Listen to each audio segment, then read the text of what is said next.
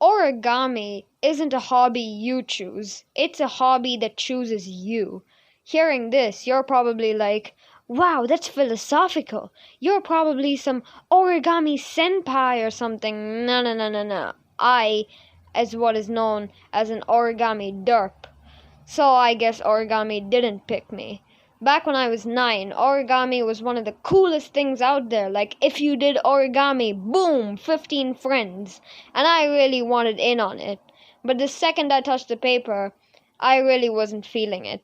It just required so much precision, and here I was, struggling to fold the paper in half.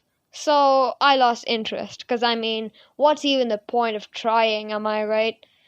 I had a friend who we'll call Jabba the Hutt Jr. It makes sense if you knew him. So Jabba introduced me to this thing which I never knew I had a burning passion for. It was arguably the simplest origami thing, a paper airplane. I always knew what they were, but Jabba showed me how cool it could be to do the perfect angle airplane spin and be the coolest kid in class. I picked up a piece of paper, took a deep breath, and I was still trash at origami. Yeah, I just accepted that it was just not meant to be. And I challenged him to a paper airplane contest.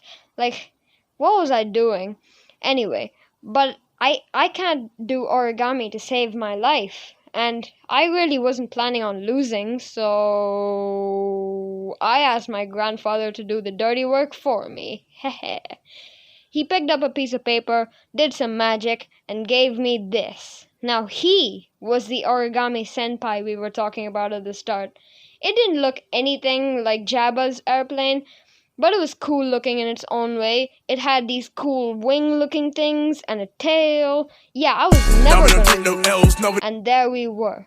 I met Jabba the Hutt at our school library, and it was time.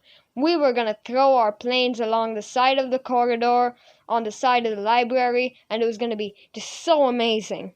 But before that, let me just explain our school's architecture.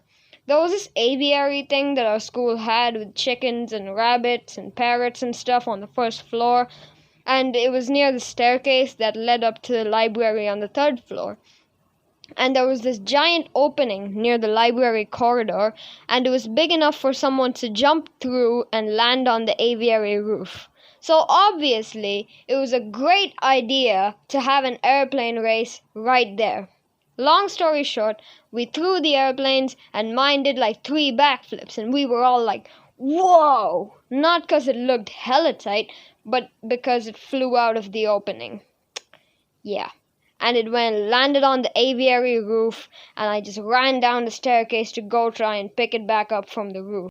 But I ran into my math teacher, Miss Sands. She gave me a look like, you're gonna have a bad time. I tried to wiggle out of this as much as possible by saying that this was a science experiment, and science, and nothing's wrong with science, but nah, what's even the point anymore?